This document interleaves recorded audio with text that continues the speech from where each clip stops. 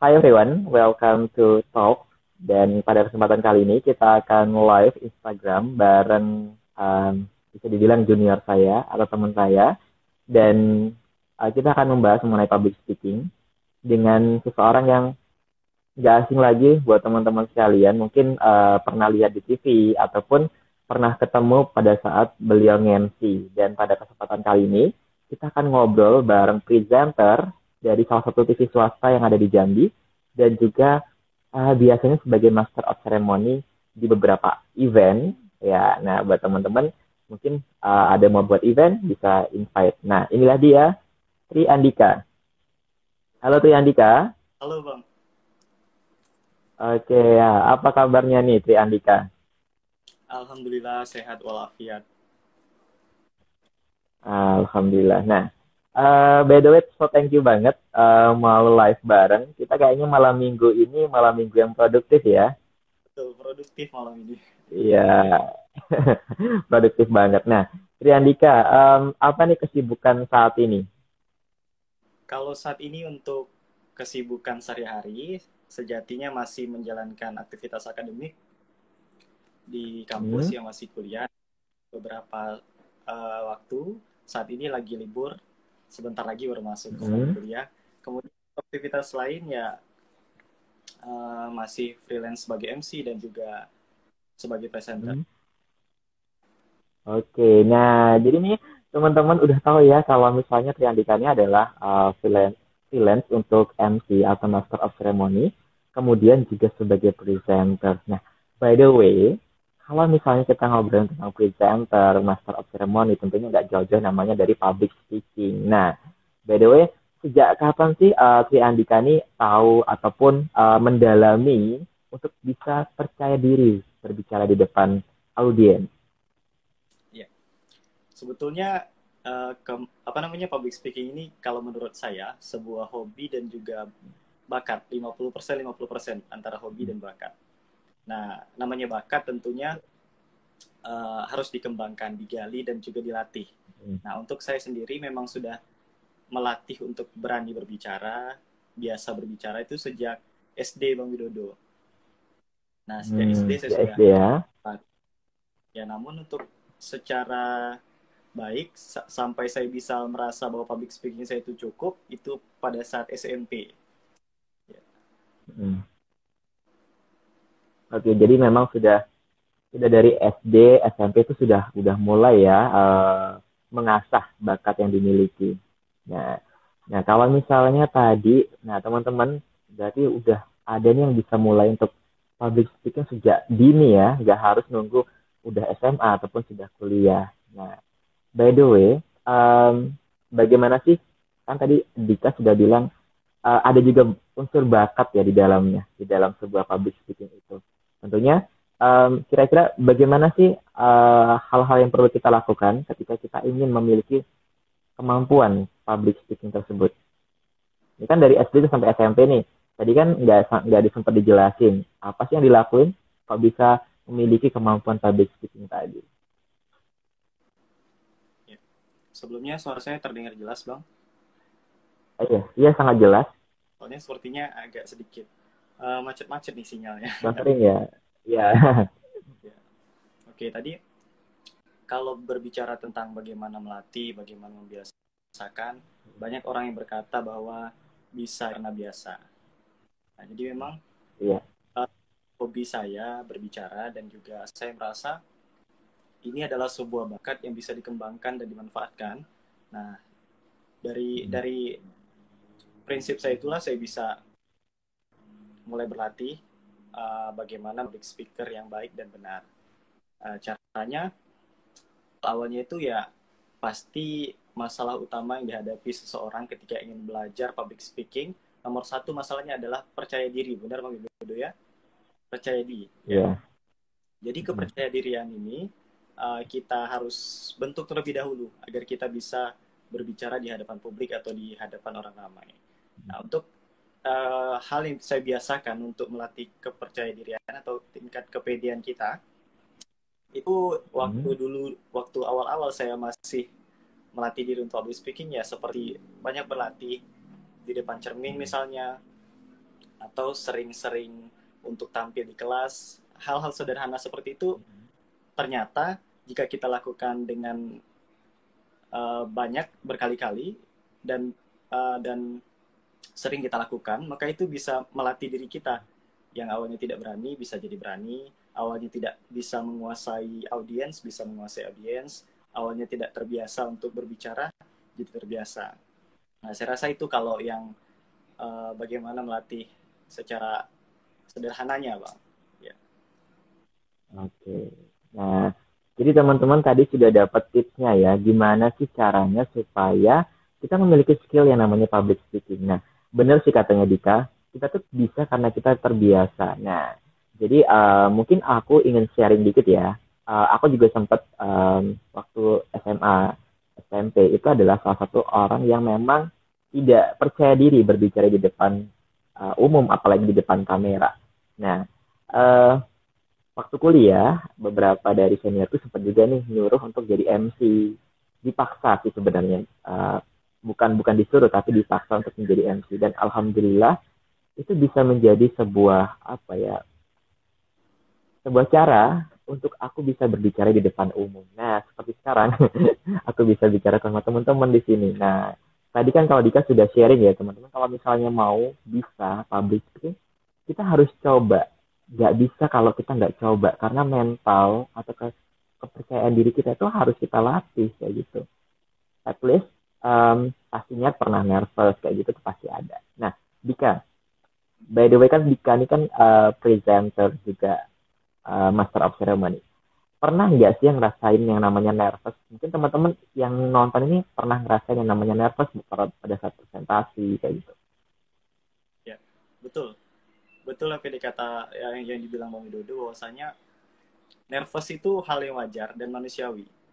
Dan saya rasa semua orang pun, bahkan seorang pembicara yang sudah hebat masih punya rasa nervous, hanya saja sedikit. Nah, kalau tips dari saya sendiri untuk mengalahkan nervous itu kita bedah dulu masalah yang menimbulkan nervous ya. Karena nervous ini muncul ketika pertama kita itu overthinking ya, kita itu terlalu banyak memikirkan hal tersebut sehingga itu mengalahkan kepercayaan dirian kita yang membuat kita down terlebih dahulu bahkan sebelum berbicara. Nah, setelah itu adalah kita tidak yakin dengan diri kita bahwa kita menguasai apa yang kita sampaikan. Setelah itu kita intinya tidak merasa percaya diri, itu yang membuat kita menjadi nervous. Nah, kalau dari saya, yang hal pertama saya lakukan ketika saya merasa gugup, ya saya harus mengalahkan itu dengan meningkatkan kepercayaan dirian saya, bahwasanya saya yakin bahwa orang yang ada di hadapan saya ini adalah orang yang bakal mendengarkan saya berbicara dengan baik, dan apa yang saya sampaikan pasti akan mereka mengerti. Nah, setelah itu, sebelum perform juga saya biasanya merapikan penampilan saya agar tingkat kepercayaan dirian kita juga bisa naik. Setelah itu, hal-hal yang kecil yang kita rasa bisa menjadi sebuah persiapan, tentunya harus kita persiapkan dengan matang agar ketika kita sudah perform, tidak ada lagi hal yang kita khawatirkan. Kita sudah siap untuk menyapa seluruh audiens. Saya rasa begitu, Om Widodo. Oke, jadi teman-teman kalau misalnya nervous itu normal ya, maksudnya kita di awal untuk presentasi ataupun membawakan sebuah acara. Tapi bagaimana sih kita untuk mengalahkan nervous tersebut? Kita harus paham ya. Problemnya itu apa? Seperti yang Dika sharing tadi. Lalu kita mengatasinya bagaimana? Kita percaya bahwa audiens itu akan mendengarkan apa yang kita sampaikan. Jadi kita harus tetap percaya diri. Nah, itu adalah tips dari Dika. Nah, aku juga pernah ngalami hal yang sama. Jadi kalau misalnya aku lagi bicara di depan umum, terus aku merasa nervous, yang aku lakukan pertama adalah senyum. Nah, aku senyum dulu, senyum sambil lihat audiens, gimana ya nanti arah mataku mau ke depan atau ke samping. Nah, itu seperti mengajak berbicara semua audiens dengan cara melihat semua audiens, terus senyum, barulah memulai. Itu adalah tips yang sungguh luar biasa ya teman-teman, sudah dapat tips untuk supaya teman-teman nggak nervous. Nah, jadi yang berikutnya adalah kira-kira apa sih persiapan Dika nih sebelum perform sebagai Master of Ceremony ataupun presenter selama ini. Mungkin teman-teman yang lain bisa ikuti persiapan yang dilakukan oleh Dika? Iya. Kalau untuk persiapan, balik lagi nomor satu yang harus kita siapkan adalah mental. Mental adalah hal yang penting ketika kita sudah ingin atau akan menjadi public speaker atau pembicara. Setelah kita punya mental, ya kita latih mental kita, kita juga harus memperhatikan yang nomor dua kalau menurut saya adalah penampilan. Penampilan secara visual. Artinya ketika kita sudah menjadi pembicara, banyak mata yang akan memperhatikan kita. Tentunya penampilan harus kita jaga dan kita perhatikan supaya orang nyaman, orang tertarik melihat kita dan apa yang kita sampaikan. Setelah itu yang ketiga, kita harus mempersiapkan bahan materi dengan baik dan juga mudah diingat dan dipahami. Nah, untuk bahan materi ini, kalau menurut saya, saran dari saya, jangan kita menghafal. Karena menghafal adalah sebuah metode yang kurang tepat untuk seorang public speaker. Yang kita harus lakukan adalah kita itu memahami apa yang kita sampaikan atau memahami bahan materi apa yang akan kita sampaikan kepada audiens kita. Ketika kita sudah paham, maka tidak akan ada lagi kekeliruan yang muncul karena apa kita sampaikan, apa yang terlintas di pikiran kita, bukan apa yang tertulis secara tekstual. Ketika kita sudah satu kata atau dua kata saja yang keliru dari tekstual, jika kita menghafal, saya yakin dan percaya kata selanjutnya bakal teman-teman hancur, apa yang hafalan teman-teman bakal hancur ketika ada satu atau dua kata yang terselip. Nah, selanjutnya kita juga harus melatih vokal kita. Nah, untuk vokal di sini adalah suara ya. Jadi di seorang public speaker selain memperhatikan visual, juga memperhatikan audial atau suara ya. Suara di sini ada intonasi, ada artikulasi. Nah, kalau intonasi ini adalah tinggi rendahnya nada suara. Jadi bukan penyanyi aja nih Bang Widodo yang butuh memperhatikan intonasi ya. Kita juga seorang public speaker atau pembicara butuh melatih apa yang disebut dengan tinggi rendahnya nada. Di mana kita harus bernada sedikit tinggi, di mana kita harus menekan kata, di mana harus sedikit turun. Nah, begitu. Selanjutnya ada artikulasi atau kejelasan.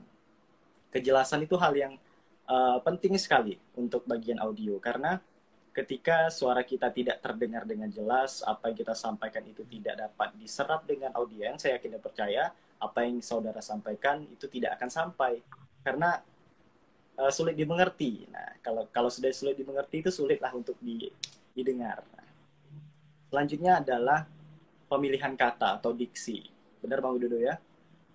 Ketika seorang pembicara publik, mereka harus perhatikan pemilihan kata atau diksi yang akan mereka bawakan. Ketika pemilihan katanya kurang tepat atau keliru, takutnya nanti bakal merusak esensi dari bahan yang Anda bicarakan.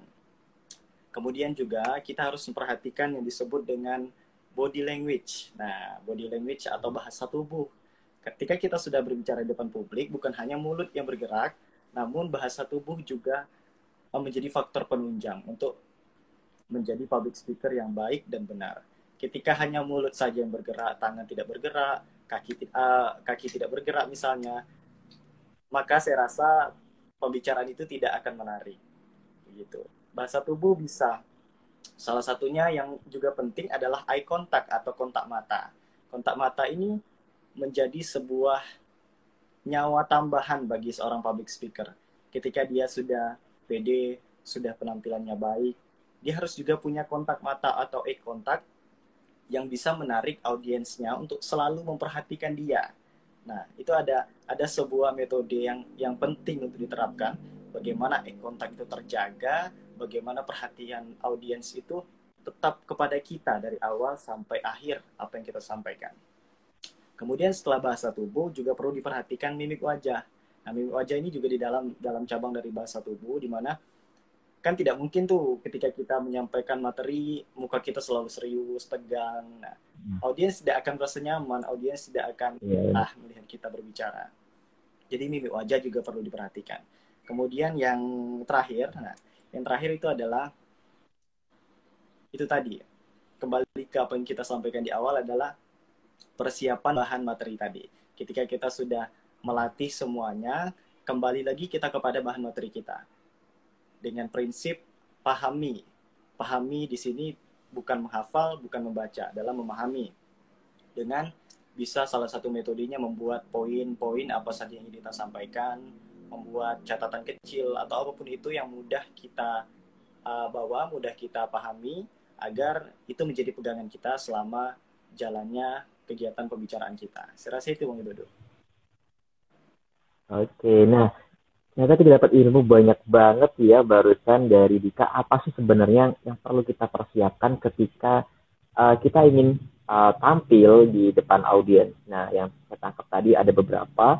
Yang pertama tuh yang paling penting adalah pasti kita paham dengan materi, dan materinya itu jangan dihafal. Nah, teman-teman sekalian ini kalau di sekolah, kalau misalnya ingin perform ataupun presentasi, ya kita harus paham dengan materinya, bukan menggunakan bahasa buku. Karena kalau menggunakan bahasa buku, di tengah-tengah lupa, nah kita nggak bisa lagi lanjut untuk menjelaskan. Tapi kalau kita paham konsepnya, pasti kita mudah untuk menjelaskan. Kemudian performance kita, penampilan kita itu penting banget ya, karena kita dilihat oleh orang dalam bentuk visual. Nah, kemudian ada audio juga kita harus perhatikan.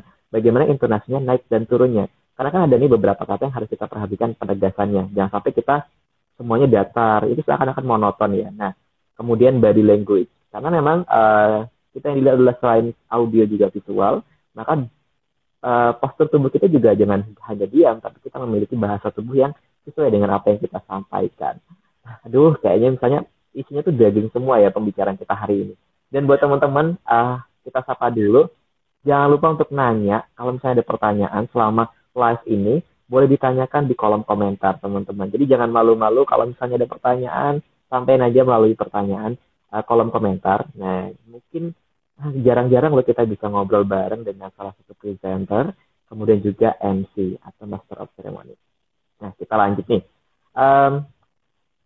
Kalau misalnya tadi kan kita bicara tentang materi ya. Nah, pastinya seorang public speaker atau yang bergerak di depan audiens itu tentunya harus memiliki wawasan. Nah, Dika sendiri gimana sih pendapatnya tentang wawasan itu relate banget dengan public speaking?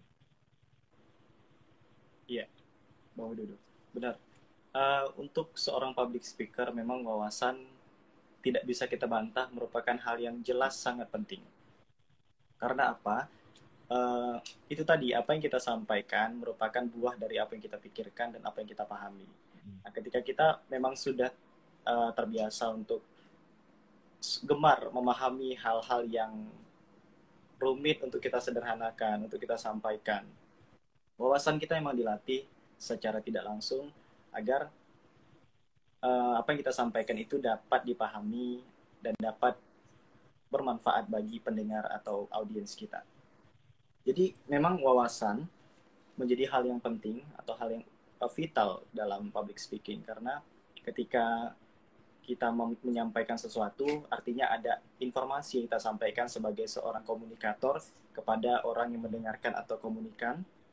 Nah, pertukaran informasi di situ artinya ada informasi yang bernilai atau yang memang punya bobot, tidak hanya sekedar berbicara sesuatu yang tidak bermanfaat. Artinya kita memberikan informasi yang bermanfaat. Di dalam informasi itu tentunya memuat banyak sekali hal-hal penting, hal-hal bermanfaat yang memang harus kita sampaikan kepada pendengar kita. Jadi wawasan memang hal yang jelas sangat penting, Bang Widodo. Iya, jadi teman-teman ternyata kalau misalnya kita mau jadi public speaker, tentunya kita harus punya wawasan, dan tentunya kalau misalnya kita ingin memiliki wawasan, kita harus banyak yang namanya membaca berbagai sumber, baik dari internet, dari buku, ataupun wawasan yang kita peroleh dari berita. Dan tentunya kalau misalnya kita menjadi public speaker ataupun orang yang sering bicara di depan umum, kita kaya akan wawasan loh. Nah, jadi teman-teman kalau mau kaya wawasan, ya kita harus menjadi public speaker ataupun orang yang sering berbicara di depan umum. Karena ketika kita menjadi public speaker, pasti kita akan melakukan persiapan. Tentunya kita akan membaca banyak banget literasinya ataupun literaturnya. Nah, jika berikutnya kita akan lanjut nih. Sebenarnya menurut Dika, kita ke keberhasilan ya. Saat ini kan Dika sebagai presenter, kemudian juga sebagai Master of Ceremony. Nah, sebenarnya kalau misalnya titik keberhasilan seorang public speaker ataupun seseorang yang berbicara di depan audiens, apa sih keberhasilannya? Apakah keberhasilannya itu audiensnya hanya diam saja? Apakah audiensnya memahami apa yang kita peroleh? Nah, apa yang kita sampaikan maksudnya? Nah, menurut Dika sendiri apa sih? Ya, baik, Bang Widodo. Sebelum itu saya mau sapa dulu nih teman-teman yang udah bergabung. Terima kasih. Hmm. Semoga malam minggu produktif kali ini teman-teman bisa dapat ilmu baru, bisa dapat informasi baru yang bisa diterapkan, bisa disimpan. Ya. Terima kasih sekali lagi udah bergabung. Untuk pertanyaan Bang Widodo terkait apa namanya keberhasilan seorang public speaker itu sebenarnya dinilai dari apa? Gitu Bang Widodo ya. Nah, jadi Iya, benar. menurut Dika, keberhasilan seorang public speaker itu tadi, ketika kita menjadi komunikator, orang yang mendengarkan atau pendengar kita sebagai komunikan, mereka mengerti. Nomor satu adalah mengerti apa yang kita sampaikan. Mereka mengerti, memperhatikan kita, dan mereka terbawa dengan suasana yang kita bentuk, yang kita ciptakan. Nah, untuk cabang MC misalnya ya, untuk di MC, ketika seluruh tamu undangan itu merasa tidak bosan di dalam acara, itu salah satu indikator tercapainya public speaking dan dunia MC. Nah, ketika semua acara berjalan dengan baik, tamu undangan itu merasa terhibur, tamu undangan tidak merasa bosan, nah itu menjadi sebuah kepuasan untuk kami. Artinya di situ indikasi kami sudah tercapai bahwa apa yang acara yang kami bawa hari itu berjalan dengan baik sesuai dengan apa yang kami rencanakan dan semuanya inginkan. Kemudian kalau untuk pembicara di event lain, misal kita contohkan yang banyak dilakukan oleh teman-teman, misal presentasi materi di depan kelas misalnya, baik itu di sekolah atau di kampus, yang boleh kita katakan berhasil ketika yang pertama seluruh informasi yang ingin disampaikan itu tersampaikan dengan baik, tidak ada yang tidak tersampaikan. Kemudian seluruh audiens itu dapat memperhatikan dan juga dapat berinteraksi secara komunikatif. Nah, begitu karena kita di sekolah atau di kampus kan, ketika kita berkomunikasi melalui diskusi, ketika diskusi itu kita bisa melihat tercapai atau tidaknya ketika audiens dan juga komunikator itu saling berinteraksi secara aktif atau interaktif. Nah, ketika mereka sudah berinteraksi secara aktif, artinya mereka kan memahami apa yang kita sampaikan. Nah, di situ kita merasa bahwa satu indikator keberhasilan sudah tercapai. Nah, begitu Bang Widodo. Oke, jadi ketika apa yang kita sampaikan dipahami oleh para pendengar ataupun audiens, itu artinya memang um, public speaker kita berhasil ataupun kemampuan kita menyampaikan materi itu berhasil. Jadi memang ada begitu banyak materi yang sulit, tapi kalau kita bawakan dengan bahasa yang mudah dipahami, lebih simple, itu akan orang lain akan mudah untuk memahami. Nah, jadi teman-teman, terkadang ini aku mau sharing sih, yang baru bergabung, mungkin kalau misalnya ada pertanyaan boleh nanya di kolom komentar. Aku ingin sharing juga bahwa ketika presentasi, aku kadang ada yang nggak paham nih, hanya pahamnya sedikit kayak gitu. Kemudian teman aku ada yang pahamnya tuh hampir paham semua.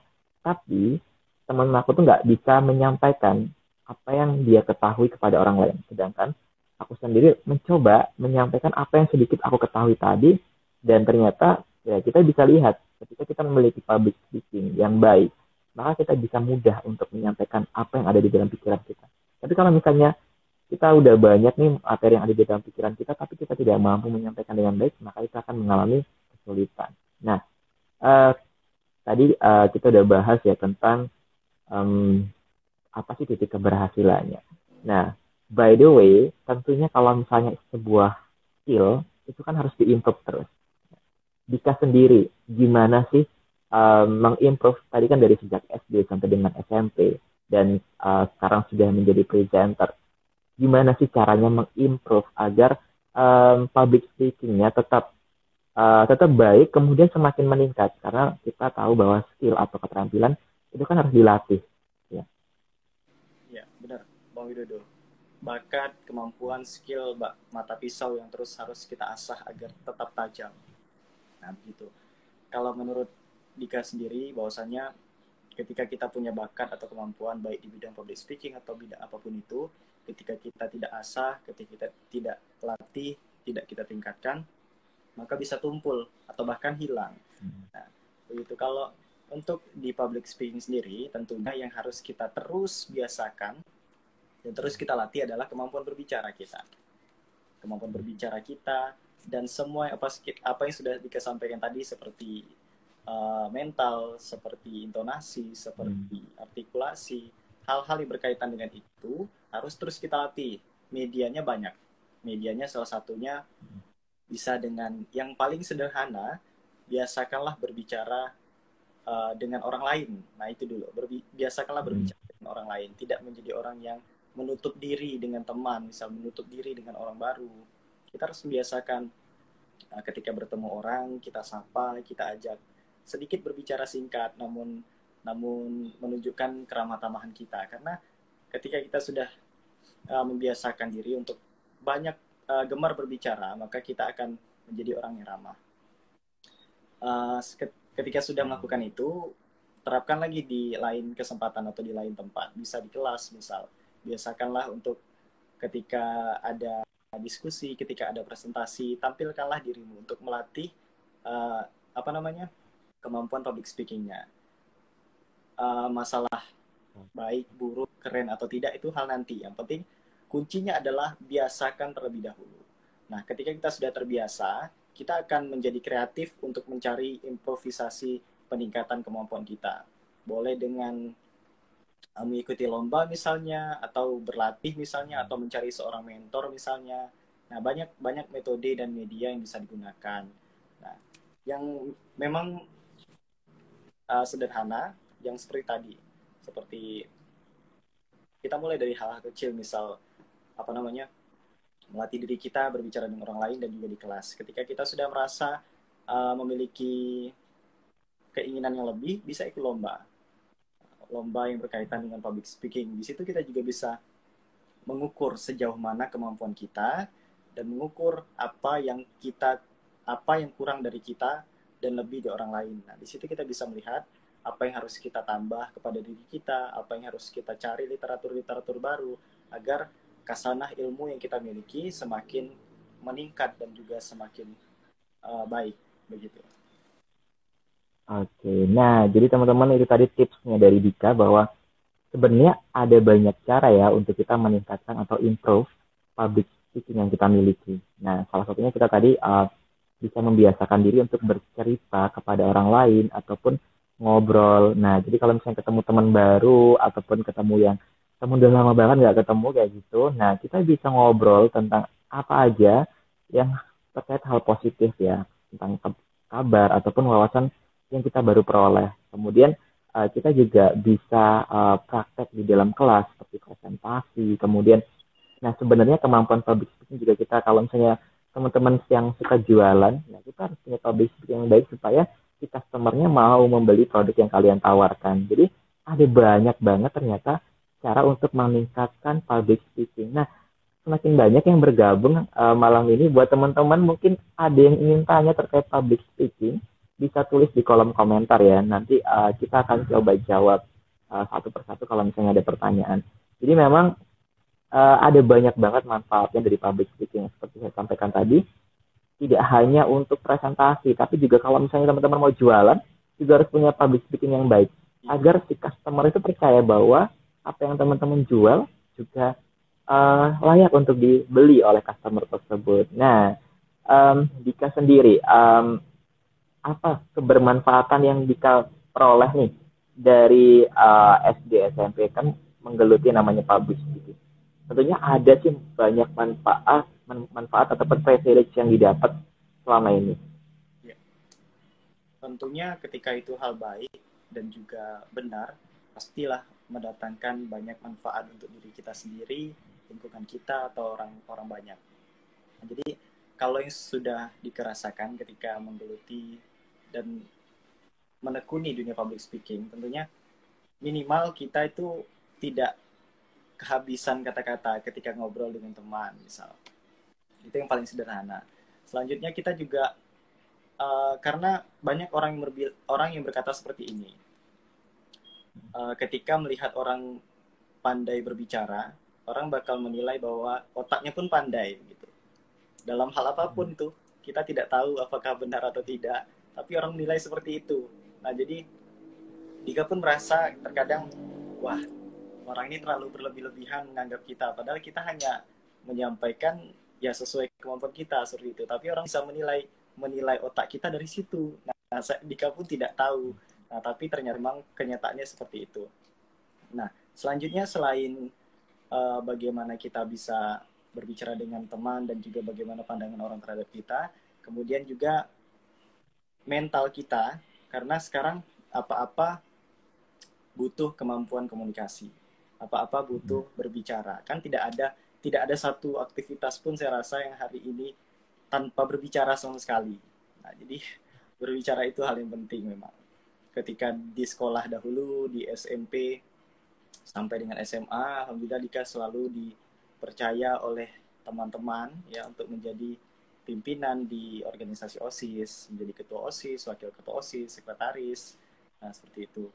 Itu merupakan sebuah kepercayaan teman-teman yang teman-teman berikan kepada Dika, karena tadi Dika terbiasa berbicara, akhirnya apa yang Dika bicarakan kepada mereka pun mereka percaya seperti itu.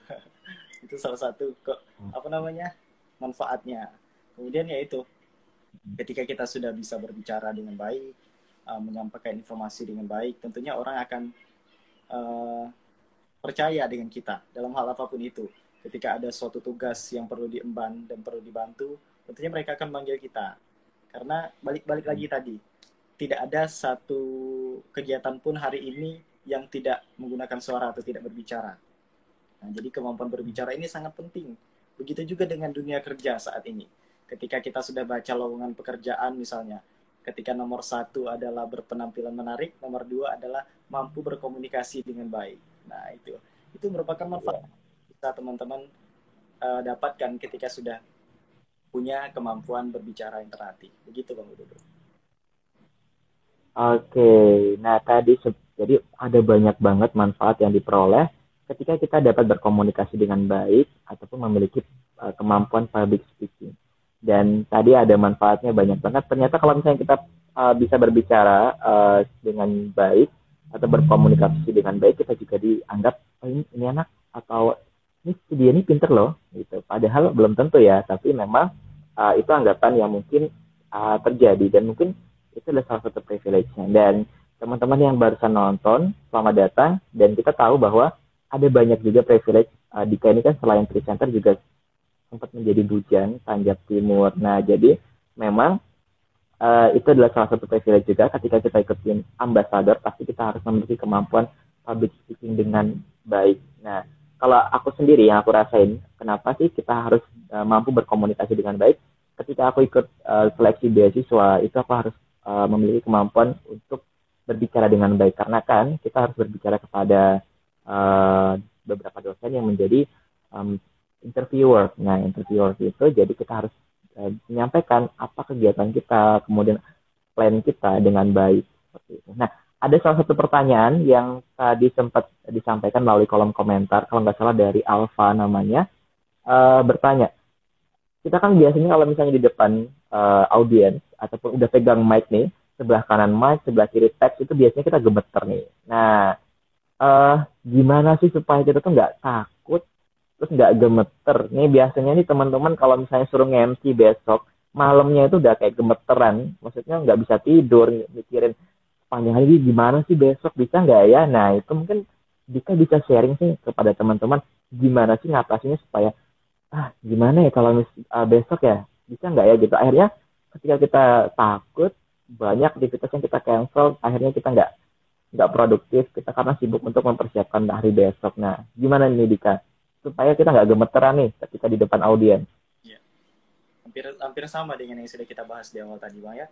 Jadi kita kembali lagi, kita bahas lagi bahwasanya gemetar atau nervous atau takut atau apapun itulah, yang jelas yang mengganggu mental dan juga kepercayaan dirian kita merupakan hal yang wajar dan dirasakan semua pembicara. Nah, untuk mengalahkan itu tentunya biasakanlah diri kita untuk mempersiapkan segala sesuatu yang berkaitan dengan itu dengan baik. Agar apa? Agar meminimalisir kekeliruan atau hal-hal yang membuat kita menjadi takut. Nah, itu. Ketika kita sudah punya persiapan, baik itu visual kita, baik itu bahan materi kita, baik itu mental kita, saya rasa rasa takut, rasa gemetar itu sedikit demi sedikit akan berkurang. Ketika selanjutnya, kita jangan pernah merasa, kita jangan pernah overthinking atau berpikir terlalu jauh tentang apa yang akan orang tanggapi dari kita.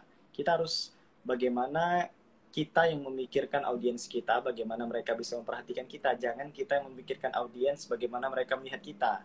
Nah, ketika kita sudah overthinking nih, takut salah, nah kalau salah diketawain atau gimana, nah itu yang bakal mengganggu mental kita. Jadi biasakan untuk apresiasi diri kita bahwa saya bisa, saya yakin saya bisa. Ketika kita sudah punya keyakinan dalam diri kita, insya Allah keyakinan itulah yang akan membawa kita menjadi lebih berani dan mengalahkan rasa takut kita. Nah, itu. Saya rasa itu. Mungkin ada dari Bang itu tambahin. Nah, aku sendiri sih pernah ngerasain namanya gemeter, apalagi kalau misalnya ngisinya dengan orang-orang yang aku kenal nih. Kalau aku kenal, nah itu aku biasanya lebih nervous dibanding aku nggak kenal. Kayak misalnya gini, aku ngisi materi di depan mahasiswa ataupun siswa, itu nggak gemeter. Tapi kalau di depan masyarakat yang notabene aku kenal, itu lebih lebih bebannya itu lebih besar kayak gitu. Karena rasa bahwa mereka kenal dengan kita.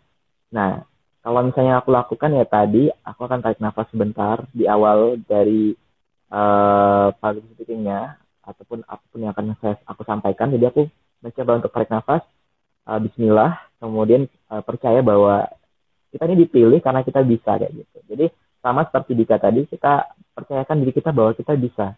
Ketika orang lain mempercayai diri kita bisa, maka kita juga harus percaya bahwa kita juga bisa.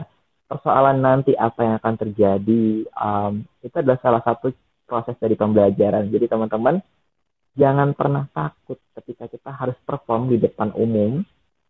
Ketika kita menguasai materinya, insya Allah kita juga bisa untuk tetap menyajikan yang terbaik. Nah, ini kayaknya ada yang baru gabung. Buat teman-teman yang baru gabung, boleh nanya di kolom komentar. Nah, Dika tadi kita udah bahas banyak banget tentang public speaking. Nah, dari kapan sih Dika mulai untuk mengenal yang namanya public speaking, kemudian persiapannya apa, hingga hal-hal yang perlu diperhatikan dalam public speaking. Nah, kita kayaknya udah sampai di penghujung dari obrolan kita. Dika mungkin bisa disampaikan pesan-pesan nih buat teman-teman supaya percaya diri kayak Dika nih, di depan kamera percaya diri, di depan audiens percaya diri. Apa sih yang ingin disampaikan oleh Dika ke teman-teman supaya mereka juga bisa ikut jejaknya Dika? Ya. Sekali lagi makasih buat teman-teman yang udah gabung malam ini, ya, yang udah nyempatin waktu, dan semoga sekali lagi saya harapkan teman-teman yang bergabung mendapatkan hal yang bermanfaat, mendapatkan hal positif yang bisa diterapkan dan juga bermanfaat untuk diri sendiri, ya. Nah, jadi pesan buat teman-teman semuanya, khususnya muda-mudi Tanjung Jabung Timur yang saya cintai. Nah, teman-teman saya yang dari Tanjung Jabung Timur yang saya cintai semuanya, saya harapkan banyak lagi pemuda-pemudi Tanjung Jabung Timur, ya, putra daerah yang bisa melejit karirnya, baik di tingkat provinsi maupun di nasional. Karena kita tidak tahu nih, siapa tahu orang sukses itu adalah salah satu dari di antara kita yang hadir dalam diskusi malam ini. Nah, untuk public speaking, pesan saya tidak begitu banyak. Yang jelas, nomor satu adalah saya ingin berpesan kepada teman-teman bahwasannya ubahlah mindset teman-teman terkait public speaking menjadi hal yang tidak perlu. Ya, public speaking itu adalah hal yang sangat penting. Semakin hari, semakin maju teknologi, semakin maju zaman ini, public speaking itu tetap menjadi hal prioritas yang penting di semua elemen, baik dari siswa, dari tingkat anak-anak sampai dengan dewasa. Ya, jadi untuk melatih public speaking ada banyak cara, ada banyak metode, ada banyak media. teman-teman bisa manfaatkanlah media komunikasi, media informasi yang sudah sangat maju saat ini ya.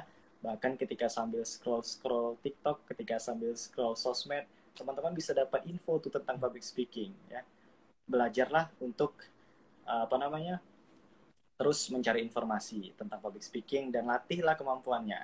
Nah, Bang Widodo, Dika juga mau cerita dikit nih, nah tambahan ya. Ketika Dika dulu juga awal-awal berlatih public speaking, sering banget tuh untuk berlatih di depan cermin. Nah, itu hal yang penting ketika kita sudah merasa bahwa public speakingnya sedikit membaik, nah langsung latih di depan cermin. Bagaimana teman-teman melihat diri teman-teman ketika berbicara, apa yang kurang baik, misal sederhananya ketika sudah melihat cermin, kita tahu kepala kita terlalu sering miring ke kanan misalnya, sehingga mengganggu pandangan. Itu kan bisa. Karena dengan bercermin kita tahu apa kekurangan diri kita. Selanjutnya Dika juga terbiasa dulu Bang Widodo melatih berbicara itu dengan membaca tulisan-tulisan di buku misal, di majalah misal, di sosmed misal, atau yang paling sering itu ketika lagi motoran misal dari Sabak ke Jambi, ketemu billboard, ketemu spanduk, nah itu dibacain.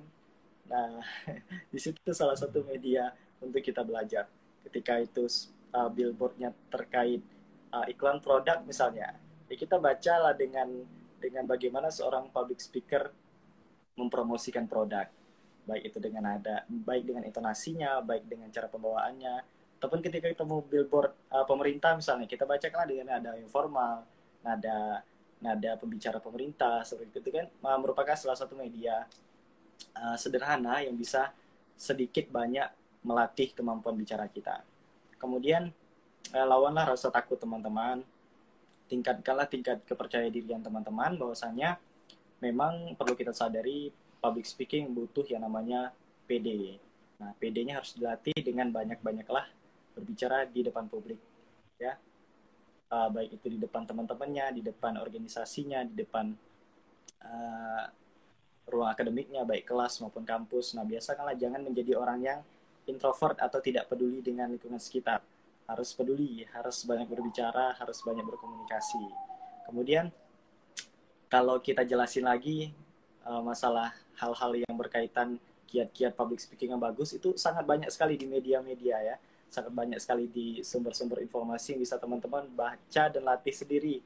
Nah, karena jujur kalau kita cuman mendengar mentor atau melihat secara visual tanpa kita latih juga tidak ada fungsinya begitu.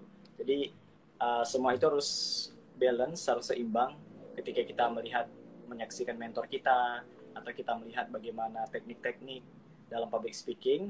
Nah, ketika kita sudah lihat tekniknya, kita pelajari, langsung kita terapkan, kita latih. Dan insya Allah itulah yang bakal sedikit demi sedikit meningkatkan kemampuan public speaking teman-teman semua. Saya rasa itu. Nah, iya. Tadi adalah pesan-pesan dari Dika. Jadi teman-teman, kalau misalnya kita ingin memiliki public speaking yang baik, jadi kita harus meningkatkan keterampilan ini dengan berlatih. Jadi teman-teman, kalau misalnya ada banyak cara untuk melatih, apa yang kamu sukai, itulah yang harus kamu lakukan. Kalau aku sendiri, aku suka denger yang namanya radio. Jadi aku sering banget ngomong kayak ala-ala radio kayak gitu. Kemudian juga kadang suka dengan presenter yang ada di TV, juga kadang ada beberapa berita yang aku baca ala-ala pembaca berita. Dan kadang juga menggunakan bahasa asing supaya sambil melatih lidah kita supaya nggak kepleset kayak gitu. Kadang beberapa topik kita harus sampaikan ada beberapa kata yang harus bahasa asing sehingga kita tidak mengalami kesulitan saat membaca ataupun tidak mengalami kesalahan. So, thank you banget buat Dika ya sudah mau gabung di live Instagram bareng Eldo Class. Iya, sama-sama Bang. Iya, nah teman-teman sekalian, buat teman-teman yang mau nonton ulang dari obrolan kita ini bisa nonton langsung di Instagramnya Eldo Class karena akan disimpan. Lalu juga bisa nonton di YouTube-nya Eldo Class. Jadi teman-teman yang belum follow silahkan follow dan juga bisa nonton, bisa dengerin obrolan ini melalui Spotify karena sudah ready di Spotify dalam waktu dekat. dan juga bisa dibaca di www.eldoclass.com. Dan kita akan ketemu lagi di minggu depan dengan narasumber yang berbeda, dengan topik yang berbeda pula. Jadi teman-teman selalu update informasinya melalui Instagram Eldoclass. Jadi yang belum follow, silahkan follow Eldoclass. Kita akan ketemu dengan narasumber-narasumber yang luar biasa. Nah, sampai di sini dulu perbincangan kita. Ketemu lagi minggu depan, and see you.